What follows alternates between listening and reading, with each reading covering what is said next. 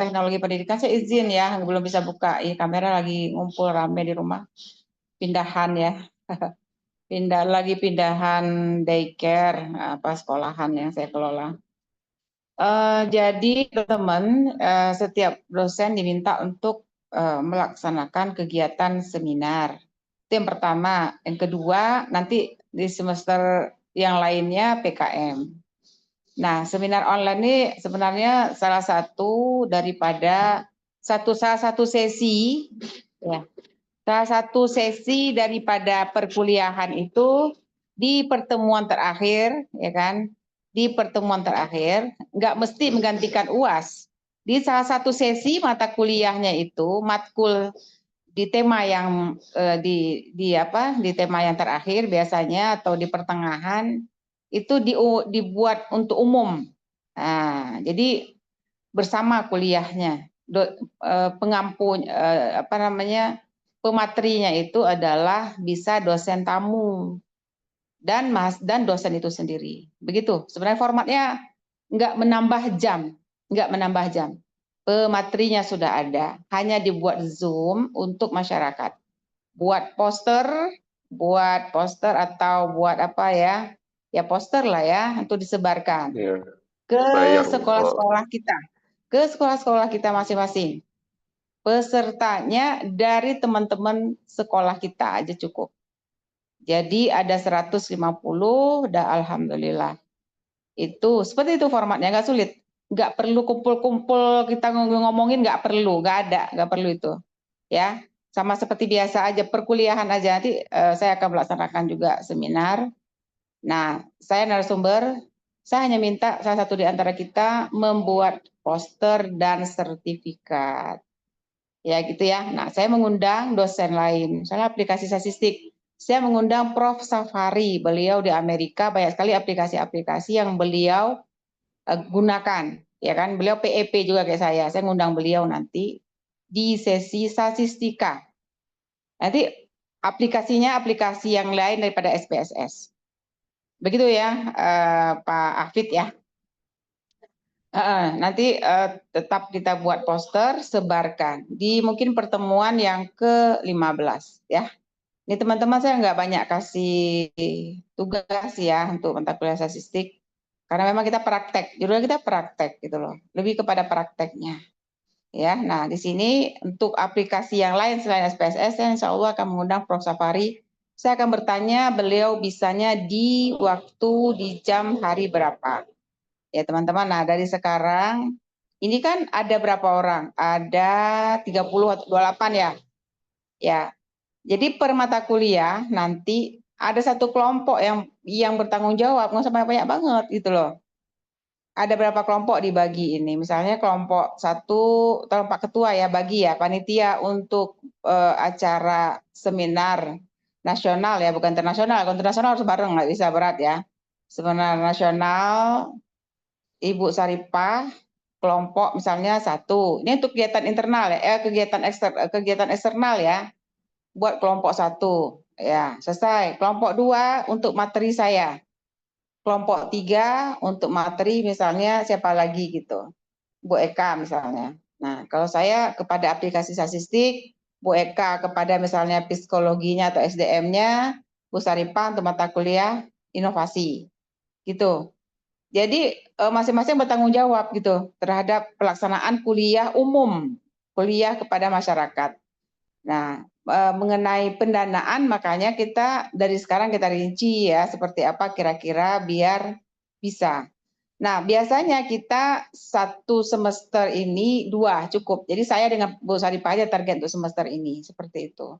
Nanti harusnya semester lalu terlaksana tapi enggak terlaksana karena kita menyiapkan apa akreditasi prodi dan ada audit mutu kemarin ya, sehingga nggak jalan seperti itu. Nah, jadi nggak ada presentasi di sesi pertemuan saya yang ke-13. Nggak ada presentasi. Yang ada adalah kita konsolidasi ya untuk Zoom-nya, kemudian konsolidasi juga bagaimana menyiapkan Google Form, menyiapkan WhatsApp group, di dalam itu selesai sertifikat, udah selesai bubar grup itu, gitu ya. Itu teman-teman, maka saya bilang tolong buatkan grup untuk kepanitiaan kegiatan. Undang Pak Fahri, undang saya, Bu Arbia dan Bu Saripah. Ya, jadi untuk sesi untuk seminar pertama udah saya aja deh. Kalau Bu Saripah berat belum bisa, karena ini adalah kewajiban ya setiap dosen sebenarnya, mahasiswa diminta jadi panitia ya. Seperti itu. Mungkin bisa dilihat di YouTube yang ada di MTP. Nanti Pak Ketua begitu aja ya, jadi nggak terlalu ribet ya. Nanti saya jangan semuanya, saya minta 5 orang udah cukup jadi panitia, satu kelompok aja ya, satu kelompok aja yang bisa untuk melakukan hal seperti tadi. Untuk narasumber saya sudah tunjukkan tadi Prof. Safari ya. Nanti kalau mau jadi nasional saya akan mengundang teman saya ya di mungkin ke saya di Aceh, saya ngundang di Aceh, atau teman saya dari kampus mana gitu, apa UI gitu, apa dari kampus Mercu Buana gitu ya. Nah, jadi menjadi nasional. Oke. Nah, itu sekedar informasi aja dulu ya. Apa namanya, minggu depan ya kita udah siap kalau bisa dengan poster gitu ya, kita sebarin biar banyak pesertanya. Biasanya sampai 150-200 sih yang pengalaman kelas Kak Putri itu juga 3 kali ya. Kelas Putri sebelumnya seminar series itu 3 kali dilaksanakan. Yang pertama terkait dengan apa namanya, bagaimana pembuatan artikel ilmiah ya, pembuatan artikel ilmiah di seminar yang di artikel di jurnal bereputasi nasional dan internasional. Itu saya dengan Bu Ifah waktu itu mengisi ya, bisa dilihat di sana ada rekam jejaknya, terus ada yang lain lagi dan seterusnya seperti itu.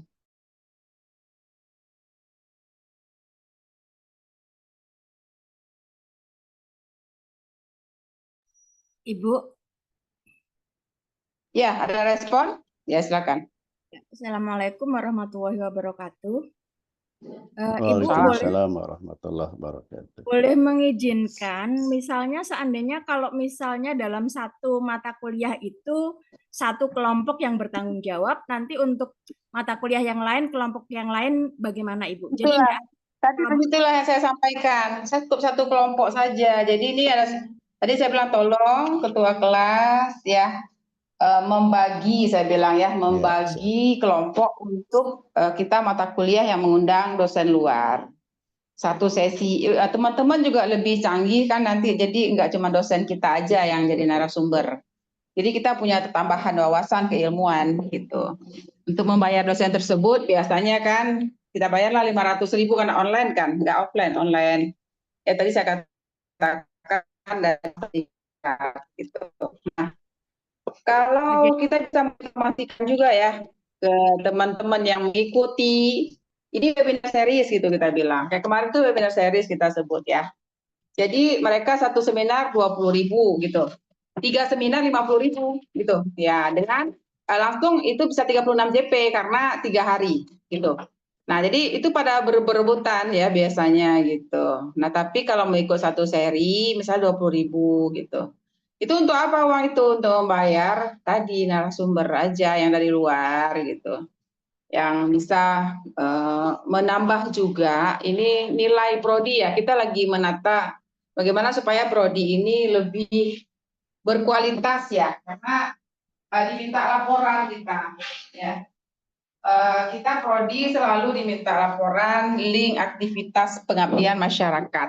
Nah, pengabdian masyarakat kita itu salah satu bentuknya adalah webinar ya teman-teman ya, webinar. Nanti kegiatan yang kedua, setiap mahasiswa menyiapkan tempatnya di tempat sekolahnya untuk kita laksanakan kegiatan PKM. PKM itu adalah bersama dengan mahasiswa. Kalau yang lalu sesuai dengan judul tesisnya masing-masing. Jadi mahasiswa mempresentasikan tesisnya ya, mempresentasikan tesisnya itu di mana ya? Di tempat kita penelitian, pengabdian. Entah, view-nya nggak bagus. Ya, di tempat kita penelitian ataupun pengabdian ya.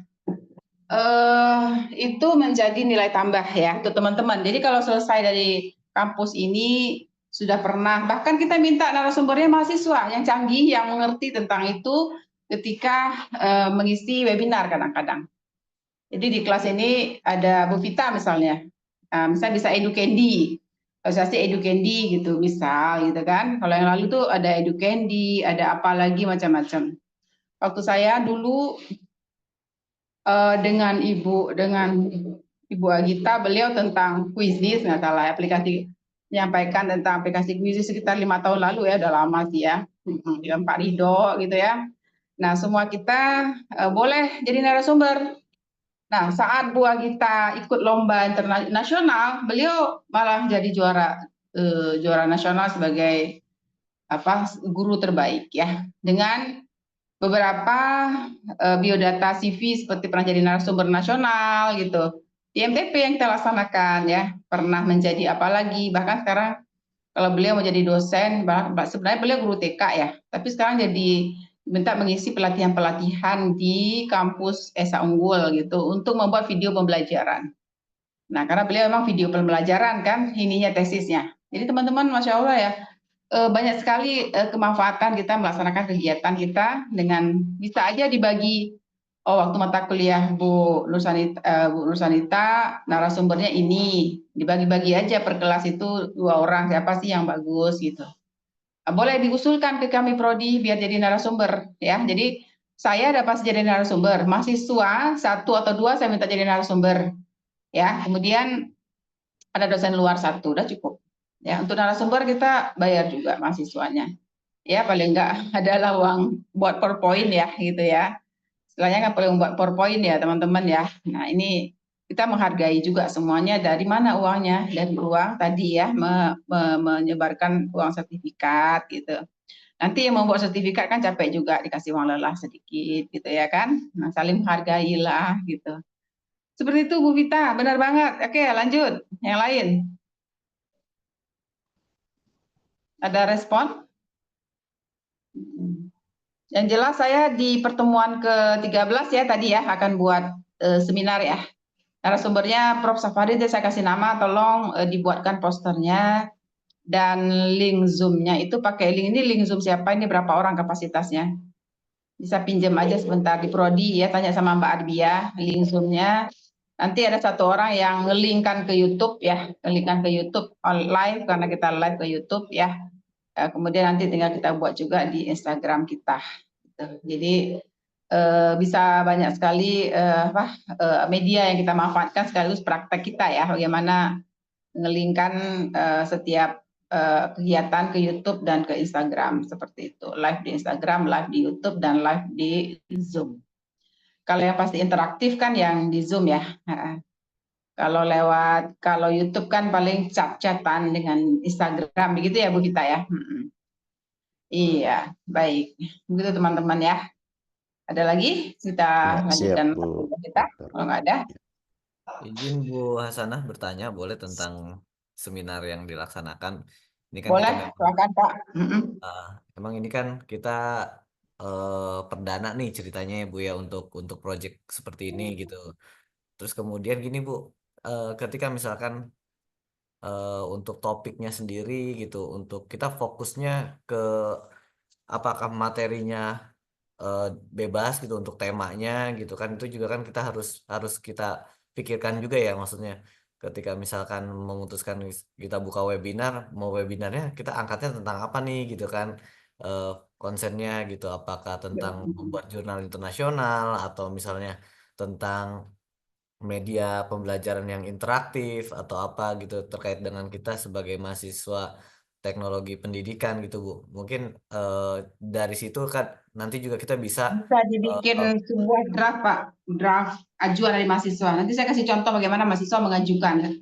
Mereka rapat, judul yang menariknya apa, gitu, pematerinya siapa, yang ini materinya apa, draft, nanti kasih ke dosen, setelah itu kasih ke prodi, kasih masukan. Seperti kalau itu. kriterianya Bu Hasanah apakah untuk narasumbernya itu kan misalkan kita dari dosen tamu lah atau dosen dari kampus lain gitu Bu. Itu harus ada kriteria tertentu nggak Bu? Misalkan harus Ada sesuai dengan profesor. oh gitu. Iya, lebih Atau bagus sih. Oh enggak, doktor aja. Minimal doktor kalau S2 ya. Kalau bisa profesor lebih bagus gitu. Ya, kriterianya sesuai dengan apa ya, profesinya gitu. Misalnya kalau terkait dengan materi filsafat kali ya. Tapi kalau filsafat kita nggak buat seminar ya, kita buat tuh yang materi-materi TP gitu ya, materi-materi TP aja karena terkait dengan prodi TP gitu. Ya, kalau saya sudah bilang dengan Prof dengan Prof Safari karena beliau udah beberapa kali sih saya dengan beliau, ada juga tuh di YouTube terlihat ya saya dengan beliau tampil dalam bagaimana pengolahan data statistik biasanya. Beliau punya aplikasi yang lain. Nah, orang tuh biasanya sekarang seneng ya dengan aplikasi-aplikasi ini ya, mereka mau berbayar biasanya karena memang sangat dibutuhkan ya dalam pengolahan data, apalagi aplikasi-aplikasi yang kekinian seperti itu. Terus kalau untuk submit artikel ilmiah biasanya saya dengan Bu Ifah gitu. Kalau mata kuliah medlit atau lagi penelitian biasanya saya ngundang Ibu Ifah karena Bu Ifah artikel di jurnal Scopus itu banyak sekali gitu. Ya, beliau Prof itu benar-benar hasil karyanya sendiri ya, bukan dikerjain orang. Ada juga kan profesor yang dikerjain orang semuanya portofolionya gitu ya. Kalau beliau tidak gitu. Atau kita mengundang juga bisa juga Dr. Prof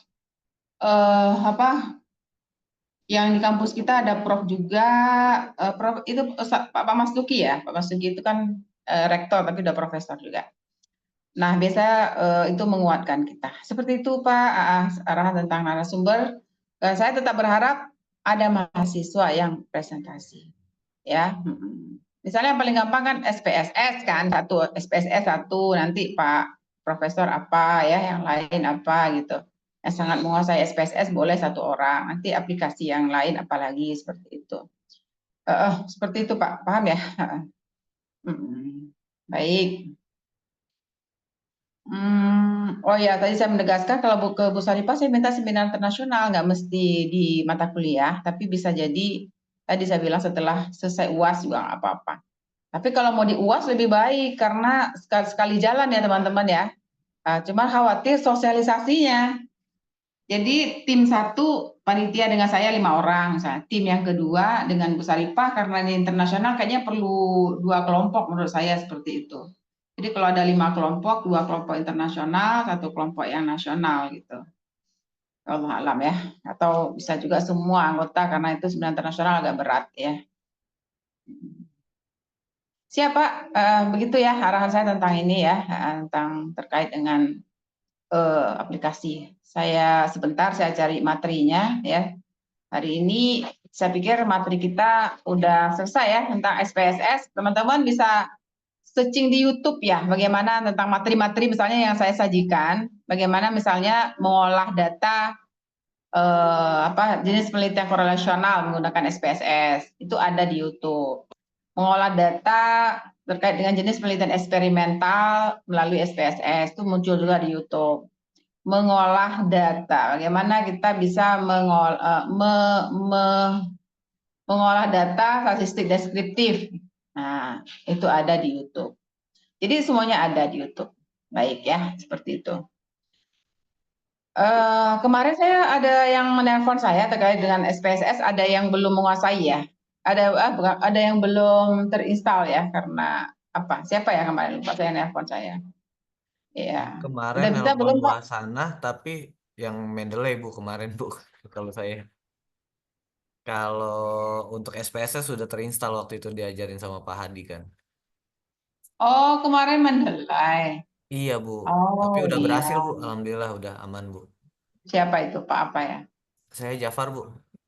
Oh Pak Jafar langsung. Oke baik. Iya, Siap. makasih Bu. Kalau selanjutnya tolong dilihat kita materi apa ya hari ini di Google Classroom ya. Ini jaringan agak lemot ya. Ini hilang timbul zoomnya, maaf ya. Oh ini masih Bu, ada, siap. Bu, boleh Iya nanya, Pak. Bu? Iya Pak. Iya Pak. Ini terkait masalah SPSS, Bu. Ini kan ketika kita tesis itu kan banyak beberapa analis ya mungkin ya pada saat kita analis di SPSS itu banyak kita butuhkan. Nah kemarin kan ada analis yang deskripsi gitu kan sama one way ANOVA itu Bu ya. Nah itu saya agak sedikit kebingungan ya. Nanti ketika pada saat tesis ya data aja yang akan kita sajikan gitu Bu terkait malah data statistik tersebut gitu Bu. Agak putus-putus. Gimana Pak? Maaf, izin Pak, ulang Pak. Di dalam statistik itu ya kan ada pada saat dianaliskan ada data deskripsi gitu kan, ada one way ANOVA gitu kan. Nah, terkait masalah nanti yang saat kita sajikan di tes tersebut itu apa aja gitu Bu tools-toolsnya gitu Bu yang akan kita tampilkan nih pada saat kita atau gambar-gambar atau analis apa aja yang bakal kita tampilkan pada saat di tesis itu gitu Bu. Oh, kalau gitu kita buka aja ya tesis salah Iya, satu teman kita mahasiswa ya, biar paham ya. boleh Sebenarnya Bu. sih saya menyampaikan materi dulu baru ke sini, tapi nggak apa-apa biar jangan penasarannya nggak terbayarkan. Wah, sebentar nih, pindah dulu ruangannya. Ada tukang. Bentar.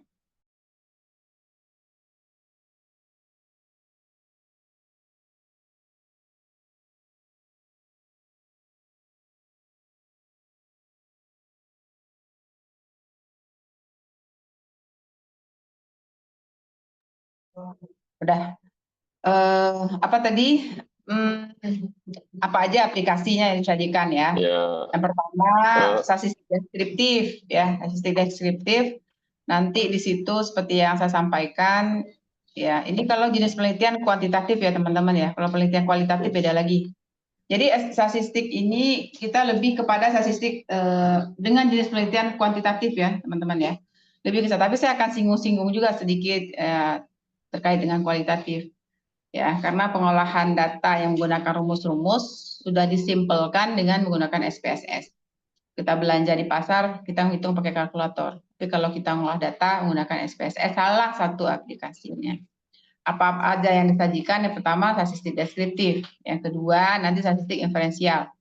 Ya, kemudian ada lagi kita mau buat hipotesis, menguji hipotesis ya. Menguji hipotesis itu tergantung jenis hipotesisnya.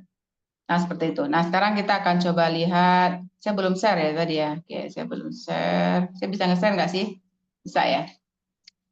Ntar saya cari dulu contoh tesisnya ya, biar teman-teman ini apa namanya bisa lebih enak ya melihatnya. Pokoknya jangan ada kata sulit ya. Kita statistik. Karena statistik ini terus terang mengolah data. Langsung nggak usah hafal-hafalin rumus. Yang penting tahu nih ada rumus, tapi bisa digunakan aplikasi statistik seperti itu. Saya cari dulu tesisnya sebentar, tesisnya nanti saya upload. Wah, ini bersih banget, Masya Allah. Mana ini, Bor? Saya tutup sebentar ya, suaranya lagi di bor.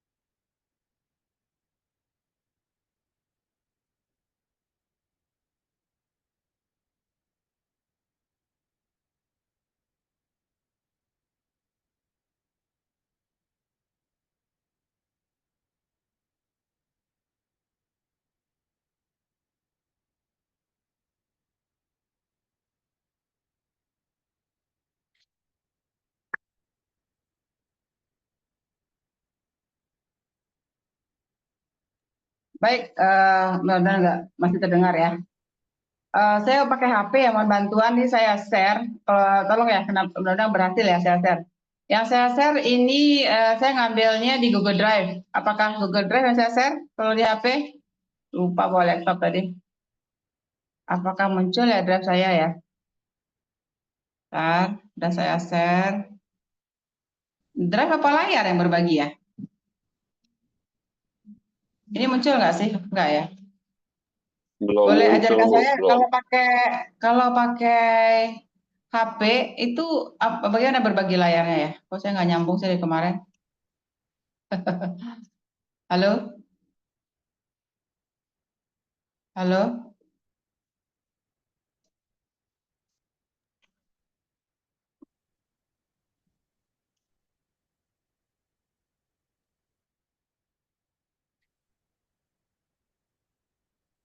halo Pak. Ya, Bu. Eh, Iya, Bu, boleh. kedengaran, Bu. Caranya gimana ya? Berbagi layarnya gimana ya? Bagikan. Terus kalau Iya, mau tampilkan file, apa pilihannya? Ini ada Microsoft OneDrive, Microsoft SharePoint, Google Drive, Box foto. Apa yang di-share nih? Dokumen, layar, apa layar? Iya, layar Nggak bisa. aja, Bu. Kok saya nggak bisa ya? Ini mulai sekarang layar. Di sini muncul Android, Iya. automatikal, beranda. Apa yang di-share ya?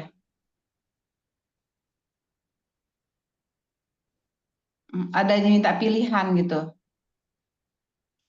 Hmm. Kalau nggak saya share aja ya ke WA ya materi apa tesisnya ya. Tolong dibuka nanti ya, boleh ya? Nggak bisa saya ini. Saya mau bagi nggak bisa, saya ke WA saja. Cuman nggak lengkap nih kalau banyak sekali soalnya apa isinya saya pengen buka sendiri. Kalau suruh temen nanti nggak enak gitu lah. Tapi saya coba cari dulu deh. Bab 4 aja lah biar cepet ya. Bab 4 aja. Saya bagi ke blended ya. Saya bagi ke blended, bab 1 cover, ada cover. Nah, dengan bab 1. Mudah-mudahan bisa saya bagi ya. Kirim salinan ke blended ya. Ada kelompok khusus nggak kita ini dengan saya? Enggak ya? Grup WhatsApp ya.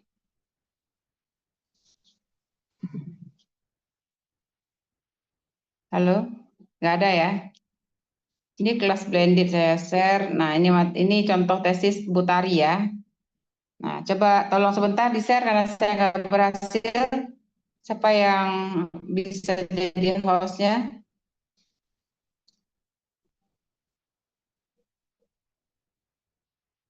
Pak Afid, ada di grup WhatsApp saya kirim contoh ya. Bagaimana pertanyaan tadi saya jawabnya langsung. Tolong bukain covernya sebentar, Pak. Saya nggak usah jadi host aja lagi. Host di siapa sekarang? Hostnya di Mubita. Oh, Tolong ya dibukakan untuk saya covernya dulu. Nah, Butari ini meneliti ya terkait dengan eksperimental, jenis penelitian eksperimental. Penelitian kuantitatif itu bisa penelitian eksperimen yang ada perlakuan. Kita mengambil data setelah ada perlakuan. Itu namanya penelitian eksperimen. Penelitian eksperimen ini termasuk yang diandalkan di Prodi Teknologi Pendidikan. Ada juga jenis penelitian yang tanpa adanya perlakuan. Tanpa adanya perlakuan terlebih dahulu. Kita langsung ambil data penelitian. Yang penting apa yang akan kita teliti sudah dilakukan, ya akan kita ambil rekan datanya sudah dilakukan oleh orang lain. Namanya penelitian survei juga ini, ya. Nah, begitu. Jadi di FTP sering sekali penelitian kuantitatif itu jenisnya itu. Ada juga penelitian PTK, tindakan kelas. Nah, penelitian tindakan kelas. Nah, penelitian tindakan kelas ini pengolahan datanya biasanya nggak terlalu sulit, hanya dalam bentuk persentase saja. Nah, yang akan kita lihat penelitian Butari ini adalah penelitian eksperimental. Ya, apa tadi penelitian eksperimental, Pak Afid? Penelitian, boleh tuliskan di chat masing-masing. Apa itu penelitian eksperimen? Ya, silakan. Ya, nah, silakan masing-masing tuliskan penelitian eksperimen itu apa, Mas? Nah, apa beda dengan penelitian korelasional? Ya, iya. Tadi sempat saya sebutkan. Ya, saya mau bacain siapa yang sempat mendengarkan. Ya, penelitian eksperimental. Bu Vita jadi co-host. Sekarang apakah saya co-host? Oh, saya co-host ya. Berarti saya jadikan Bu Vita ya. Ibu mau buka yang mana? Yang bab 1 apa bab 4? Cover dulu, cover. Oh, Mm-mm. Teman-teman, penelitian eksperimental, sudah ada yang menuliskan, tadi ada satu orang saya lihat yang menuliskan apa itu penelitian jenis eksperimen. Yang jawab siapa ini? Penelitian yang diambil datanya sesaat sudah diberikan perlakuan pada objek penelitian. Good. Siapa ini? H ini, Pak Hadi, siap. Iya. Baru Pak Hadi aja ya. Yang menjawab yang lain, ya oke. Penelitian korelasional, sebaliknya ya, penelitian yang tanpa perlakuan, tapi langsung bisa kita menguji hipotesisnya dengan data yang ada. Yang penting variabel tersebut dilaksanakan di sekolah. Oke, jadi sekarang boleh di-share covernya Bu Tari. Ya, di situ judulnya adalah pengaruh ya penggunaan aplikasi Quizzes dan motivasi atau dan motivasi terhadap hasil belajar matematika. Ya, nah seperti itu. Nah, kalau dilihat di situ ada 3 variabel ya. Ada 3 variabel. Ada variabel yang pertama adalah metode quizzes, media quizzes. Media quizzes ini menjadi salah satu variabel ya. Kita ingin melihat apakah media quizzes ini lebih baik atau lebih tinggi hasil belajar siswa, hasil belajar matematikanya dibandingkan dengan menggunakan LKS. Belum tampil Bu Vita. Bu siapa nih yang share? Belum tampil covernya ya. Jadi kita ingin melihat ya mana lebih baik ya, mana lebih tinggi hasil belajarnya siswa tersebut dengan menggunakan quizzes atau LKS kalau Bu Tari. Jadi perbandingannya adalah LKS. Yang dijadikan perlakuan ya adalah quizzes. Sedangkan LKS itu adalah sesuatu yang sudah biasa dilaksanakan di kelas, di sekolah ya, sudah biasa dilaksanakan di sekolah. Nah, seperti itu ya. Selanjutnya hasil belajar ya kan, hasil bukan. Ini belum tampil lagi nih covernya. Belum, Bu. Belum. Sudah tampil? Belum. Belum. Baru folder Ibu aja, file laptop Ibu. Boleh Ibu klik lagi. Nah, jadi minat. Oh, yang kedua minat ya. Jadi variabel yang kedua minat, variabel yang ketiga hasil belajar. Kita ingin melihat mana yang lebih baik menggunakan quizzes atau dengan menggunakan LKS. Kemudian yang kedua kita ingin melihat apakah ada interaksi ya, hipotesis yang kedua antara metode quizzes dan minat ya. Nah, apakah ada interaksi nggak dua variabel ini? Kemudian yang ketiga kita ingin melihat pada anak yang minatnya tinggi lebih bagus menggunakan quizzes atau menggunakan LKS. Kemudian pada anak yang minatnya rendah kita ingin melihat apakah yang menggunakan quizzes lebih tinggi hasil belajar siswanya atau yang menggunakan LKS. Itu hipotesisnya. Nah, ini saya sudah menerangkan, nanti akan dilihat di dalam tesis ini ya. Kebetulan saya pembimbingnya ini, pembimbing Bu Tari saya, dan sudah kita jadikan artikel pada Sinta 2. Nah, mudah-mudahan nanti akan jadi Scopus ya, jurnal Sinta 2-nya. Di Tadris ya, di Tadris. Saya nggak ngecek apakah sudah jadi Scopus ataupun belum. Nah, ini dia Ibu Tari ya. Ibu Tari ini anak Pak Kaprodi kita, anak Pak Fahri. Ya. Kalau ada kendala dalam pengolahan data, nanti bisa hubungi beliau ya. Nah, mudah-mudahan sekarang sudah jadi dosen beliau. Dulunya guru SMA, tapi nggak PNS. Terus tes PNS, lulus di dosen di Gorontalo. Alhamdulillah ya. Mahasiswa MTP ada yang beberapa lulus ya. Bu, saya lulus Bu dosen, makasih ya. Itu ada beberapa WA dari mahasiswa. Judulnya mana Bu? Ke atas dikit, turunin dikit. Nah, coba baca judulnya. Dan itu belum kelihatan judul, Bu. Nah, coba baca, Bu. Pengaruh. Coba baca, Bu Vita. Sebentar. Pengaruh media quizzes, ya Bu. Iya. Kemampuan belajar terhadap hasil belajar matematika. Media quizzes dan apa, Bu?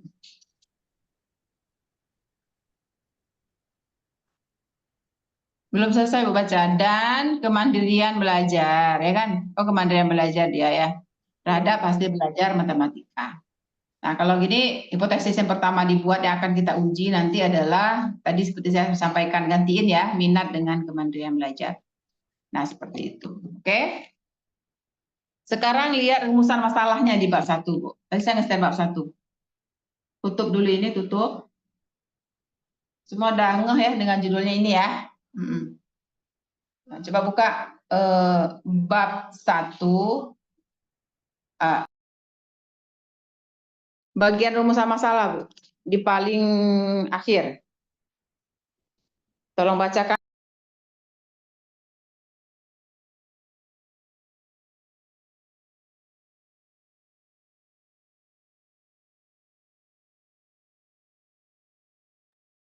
Rumusan masalah berdasarkan latar belakang masalah di atas, maka perumusan masalah dalam penelitian ini adalah ini ya, Bu, betul, Bu?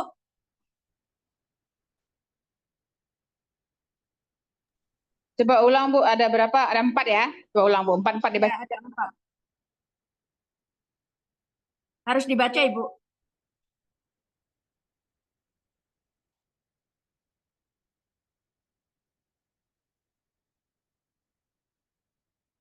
Rumusan masalah ada 4, yaitu apakah terdapat perbedaan hasil belajar matematika siswa kelas 11 antara yang diajarkan menggunakan media kuisis dengan yang diajarkan menggunakan media LKS. Kemudian yang kedua, apakah terdapat pengaruh interaksi antara media pembelajaran dan kemandirian belajar terhadap hasil belajar matematika siswa kelas 11. Yang ketiga, apakah terdapat perbedaan hasil belajar matematika kelas 11 antara yang diajar menggunakan media kuisis dengan yang diajar menggunakan media LKS pada siswa yang mempunyai kemandirian belajar tinggi. Dan yang keempat, apakah terdapat perbedaan hasil belajar matematika siswa kelas 11 antara yang diajar menggunakan media kuisis dengan yang diajar menggunakan media LKS pada siswa yang mempunyai kemandirian belajar rendah.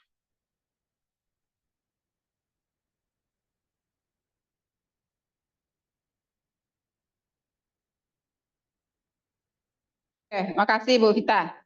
Nah, itu bisa dibuat dalam bentuk namanya variabel, namanya hipotesis statistik.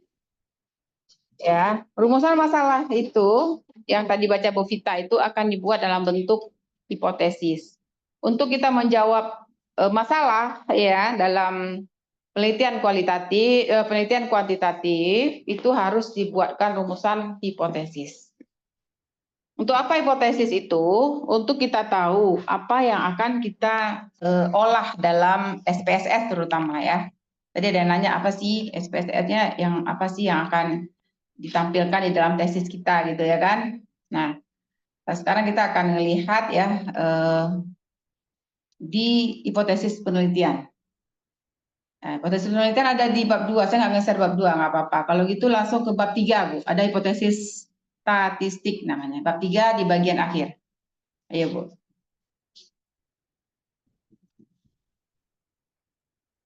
Bab 3 ada bagian akhir ada namanya hipotesis statistik. Tolong Bu bacakan.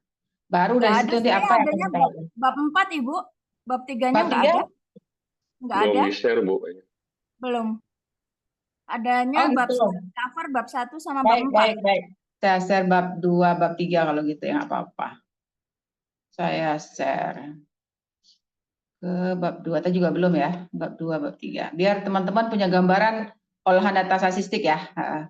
Maaf ya, saya nanti baru saya perbaiki di Google Classroom ya, sementara lewat WA dulu boleh ya. Penting punya aja, bisa paham, simpan ya. Blended tadi, di mana blendednya ini?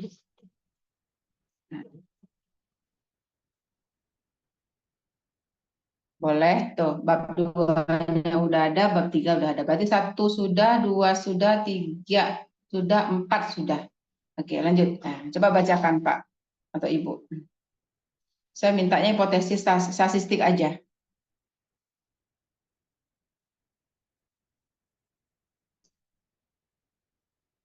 Bu Vita bisa nge-share.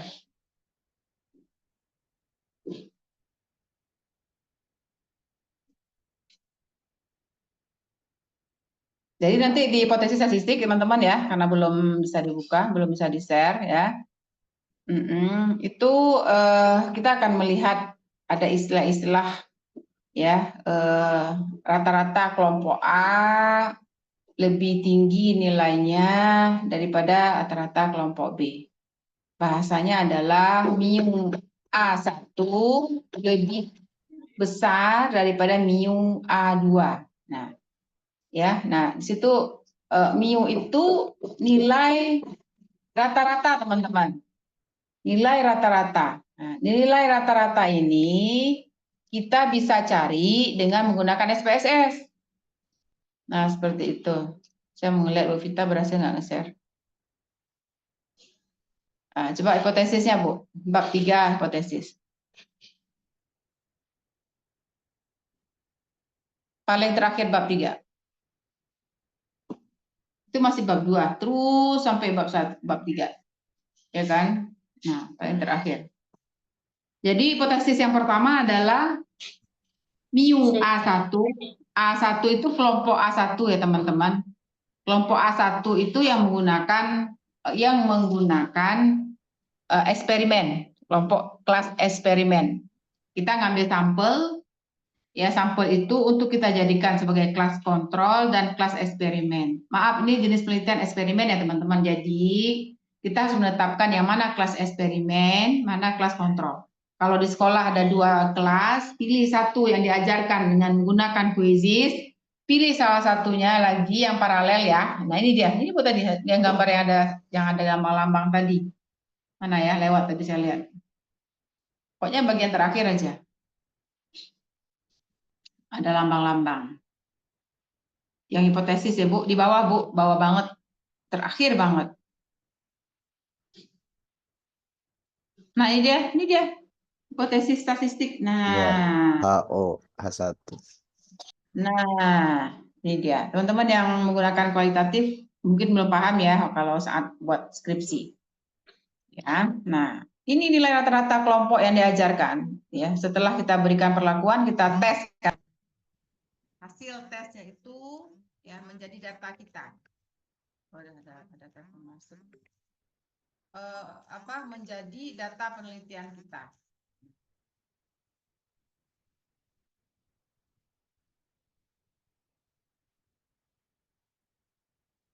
Bentar ya teman-teman, sebentar ya. Tapi begini ya, kalau ada telepon masuk, bagian ini teleponnya.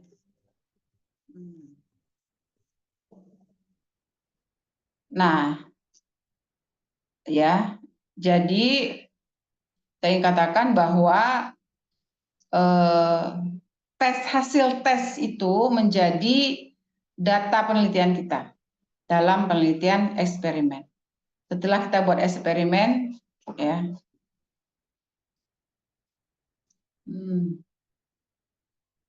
Saya izin sebentar. Dipahami dulu ya hipotesisnya ya, apa maksud huruf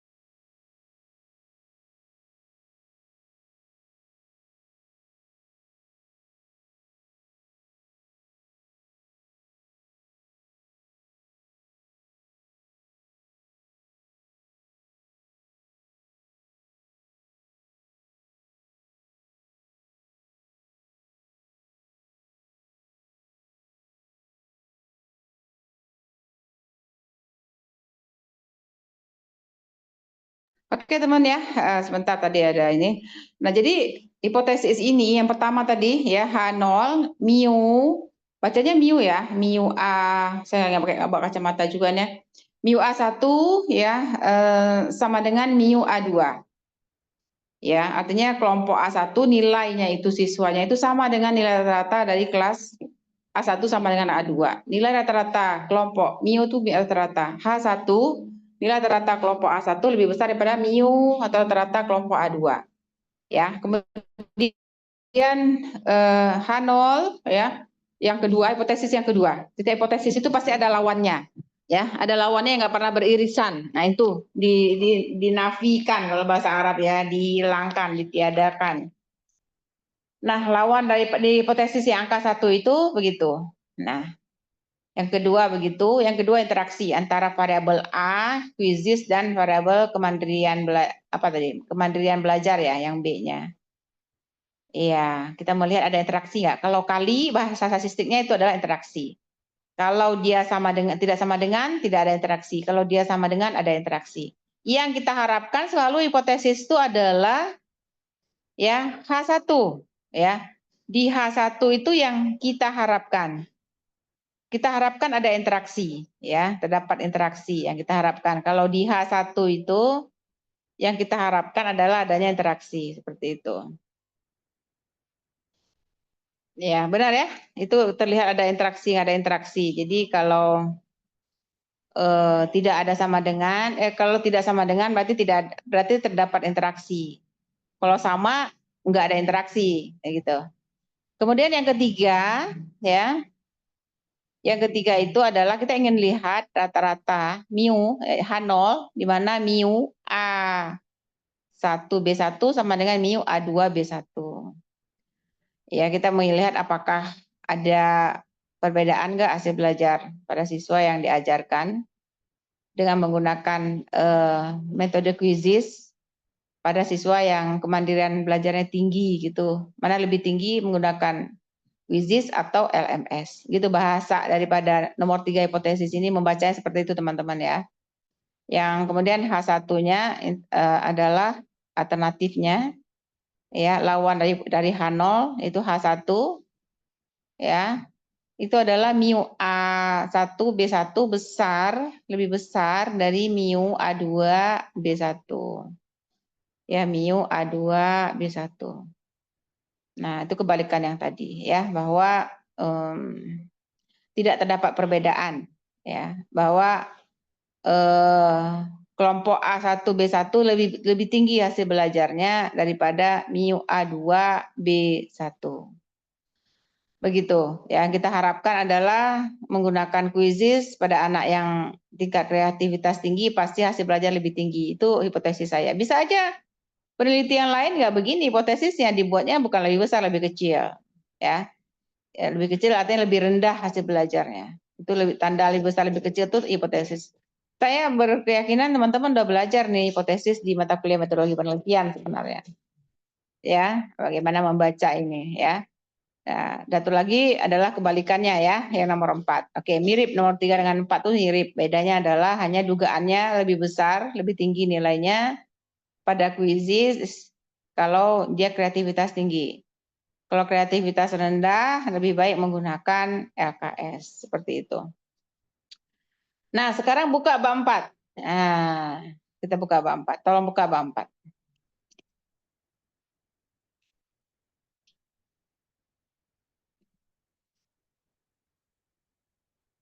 Apa yang terjadi di bab 4? Ya, di mana letak SPSS-nya tadi pertanyaannya? Apa yang ditampilkan ya? Oke, lanjut.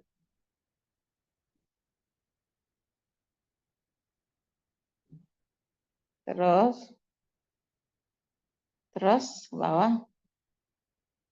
Nah, ini SPSS yang pertama tadi, buka tabel tadi. Kita ingin menampilkan statistik deskriptif dulu ya teman-teman ya. Statistik deskriptif dulu ya, membandingkan nilai A1, A2, B1, B2, A1, B1, A2, B1 gitu dan seterusnya. Ya, ini nilai yang kita dapatkan dari statistik deskriptif Waktu kita ngeklik analyze di SPSS, muncullah nilai-nilai yang berikut ini, gitu. Terlihat N-nya berapa, ya ringnya maksimum minimumnya berapa, kemudian mean ya. Ya, kemudian ada deviation dan variance ya terlihat di sini ya. Nah, terlihat di sini dan ini akan kita gunakan pembanding nanti ya teman-teman ya. Pembanding dengan menggunakan statistik inferensial. Ini statistik deskriptif. Oke. Setiap kelompok ada nilainya, ada maksimum minimum, ada rata-ratanya gitu. Lanjut, ini dapat dari SPSS ya, print out SPSS ini. Itu satu yang disajikan, statistik deskriptifnya teman-teman. Ini masih aja deskripsi data untuk kelompok A1. Kita nggak melihat itu, nggak cukup waktu. Lanjut aja terus. Oke, itu juga kan semuanya ada di SPSS ini. Ini kan SPSS semua yang tampil, difotokan kemari ya teman-teman. Nah, batang yang kemarin yang kita ngomong ada di sini juga. Untuk kelompok A1 selesai. Sekarang kelompok A2. Nah, kelompok A2 juga ada batangnya, ada data-datanya. Kelompok A2 yang menggunakan LKS, kita ingin lihat keseluruhan berapa nilainya. Oke, seperti ini, semuanya ini bisa diketik, hanya mindahin dari SPSS. Ini juga tabel, kita lihat tabel satu-satu tadi. Nah, sama aja ya, A1, B1. Ini data kelompok A1, B1. Ini tabel diagramnya, histogram. Nah, lanjut lagi. Dipelajari baik-baik ya tesis Ibu Tari ini ya. Ibu Tari mahasiswa terbaik juga kelulusannya ya kemarin. Nah,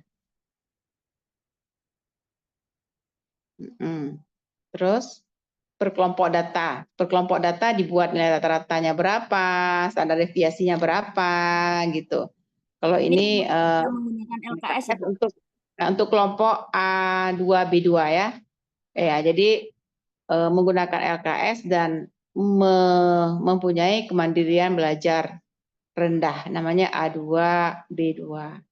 Ya, A2 B2 itu kita ngambil data hasil tesnya, ya kemudian kita analyze seperti itu. Berapa rata-ratanya, berapa mediannya, itu terlihat di sini, modenya juga terlihat. Oke, Bu, lanjut. Ini apa? LKS juga lanjut. Data LKS. Tinggal ngeklik aja yang mana akan kita pilih sebenarnya. Oke, ini tentang homogenitas ya teman-teman. Uji prasyarat namanya. Setelah tadi statistik deskriptif tampil dari SPSS kita ambil, kita sekarang melihat uji homogenitas. Untuk kita ngolah data menggunakan inferensial, maka kita harus menguji dulu datanya. Apakah dia homogen, tidak homogen. Apakah dia linear, tidak linear. Apakah dia normal ataupun tidak normal. Ya, semoga bisa dipahami bahwa ini menjadi kata kunci ya pengolahan data lanjutan. Kalau tidak homogen, tidak perlu dilanjutkan pada ANOVA, ANOVA, apa uji T, itu nggak perlu kita lakukan. Ya, kemudian lanjut Bu, ini homogen. Homogenkah dia? Nah, itu bisa dicek nanti, cara mengecek homogen ada di SPSS, lihat di YouTube. Kemudian yang kedua, ini juga masih homogen Bu, lanjut Bu. Udah selesai. Ngecek homogen, ngecek normalitas, ngecek itu udah cukup 2 kalau penelitian eksperimen. Kalau penelitian korelasional nambahkan satu lagi uji prasyarat linearitas. Lanjut Bu. Nah ini SPSS-nya, ini tadi yang tampilkan. Jadi kita belajar SPSS bukan untuk sekedar belajar ya teman-teman begitu saja, tapi dia memang ada keperluan ya di dalam tesis kita. Ini buktinya seperti ini nih. Nanti bagaimana membacanya kita nanti belakangan. Yang penting ada di sini. Jadi lanjut lagi Bu. Nah, pengujian hipotesis kedua. Kalau yang pertama tadi, apakah terdapat perbedaan kelompok A1 dengan A2? Pasti ada kan tadi ya. Yang kedua ini interaksi nih. Ini coba lihat nih, ada H0-nya interaksi. INT interaksi A kali B sama dengan 0. Interaksi A kali B tidak sama dengan 0. Lanjut Bu. Nah itu adalah hipotesis, apa namanya, untuk melihat hipotesis. Nah ini dia. Pengujian hipotesis kedua, tabel yang kedua ini. Ya, coba buka biar tampil sempurna tabelnya. Nah, jadi lagi di atas ada judulnya, judul kepalanya. Ya, pengujian uji tuke. Jadi kita menggunakan uji tuke ya untuk melihat hasil belajar matematika ini gitu. Ini lagi apa sih tadi, interaksi ya? Oh, hipotesis yang kedua, benar interaksi. Nah, habis itu yang ketiga, hipotesis kita uji juga menggunakan ini. Nah, itu tadi yang ketiga.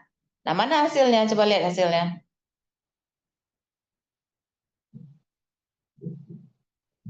Oh, yang ketiga ini ya mirip aja ya dengan yang pertama sebenarnya. Ya, oke, lanjut nanti. Pokoknya intinya seperti itu. Lanjut ya, hipotesis yang ketiga ya, hipotesis yang ketiga juga dilakukan, SPSS-nya juga diujikan ya. SPSS yang keempat coba. Apa? Hipotesis keempat. Nah, seperti itu ya. Oke, lanjut ya. Selesai Pak, Ibu. Itu yang kita lakukan. Kalau untuk apa, bagaimana, biar semangat ya minggu depan. Udah ngelihat nih, ada kebutuhan kita loh untuk mengolah data penelitian kita loh sendiri gitu. Mata kuliah ini untuk menyelesaikan studi kita pada apa namanya, tesis ya, pada tesis. Kita membuat tesis, maka begitu ya. Oke teman-teman ya semuanya, ya ada yang bertanya? Masih ada waktu kita ini 15 menit lagi sebelum kita lanjutkan. Aman ya? Iya, yang penting diulang-ulang ya Bu Gita ya. Izin Bu Dr. Hasanah. Iya silakan Izin, Bu Bapak. Dokter. Ini banyak diskusi aja biar kita jangan bingung sendiri di rumah Iya. ya. Baik, Assalamualaikum warahmatullahi wabarakatuh. Mohon izin Bu Dokter dan teman-teman. Berarti untuk hipotesis ini butuh langkah-langkah ya Bu Dokter ya. Langkah-langkah pengujian hipotesis ini mungkin dari awalnya tadi itu merumuskan hipotesis 0 begitu ya. Kemudian Betul. dan hipotesis 1 atau mungkin ada juga yang bilangnya apa HA gitu ya. Kadang-kadang ada juga yang menulisnya H0 gitu, ada juga yang HA atau hipotesis alternatif gitu. Nah, kemudian Betul. dilanjut lagi dengan menentukan tingkat signifikan terhadap apa namanya data ya. Kemudian ada batas-batas kritis dan lain sebagainya. Apa seperti itu ya Bu Dr. Hasanah ya. Makasih Bu Dokter. Assalamualaikum warahmatullahi wabarakatuh. Betul sekali Bapak, betul sekali. Tapi saya tidak mengajarkan lagi bagaimana membuat hipotesis, Bu. Karena udah pernah bukan waktu kita di mata kuliah Ya, betul. metodologi penelitian, sudah belum? Ya. Saya ingin tanya dulu. Kalau nggak, Bapak saya ngulang lagi. Sudah ya, alhamdulillah kalau Sudah sudah. ya Bu ya. Nah, jadi teman-teman semuanya, ini adalah bagian daripada kelanjutan yang lalu. Tahapannya itu memang ya kita membuat dulu rumusan masalah ya Bapak ya. Rumusan masalah yang paling penting adalah rumusan masalah. Nah, rumusan masalah ini sangat bergantung daripada apa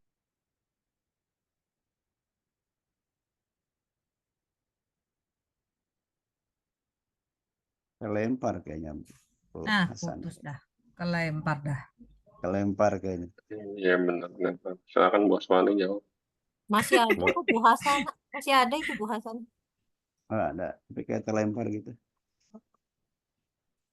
Enggak, udah enggak ada. Ya, silakan Bu Aspani ditanggapi dulu. Iya, ditanggapi Bu Ya, Asmani. Silakan. kita 12 menit lagi ya. Kita nanti sholat asyar, istirahat, dan nanti lanjut Pak Fahri ya. Nih, istirahat di tempat aja. saya masih ada putus-putus sambung ya, maaf ya. Oh iya iya. Ya, betul ya Bapak ya. Jadi begitu Pak, benar tadi ya Pak bilang ya, membuat dulu hipotesis penelitiannya, baru kemudian membuktikan hipotesis itu dengan pengambilan data penelitian. Data penelitian itu akan kita input ke SPSS untuk membuktikan hipotesis 1, 2, 3, 4. Nggak sulit Pak.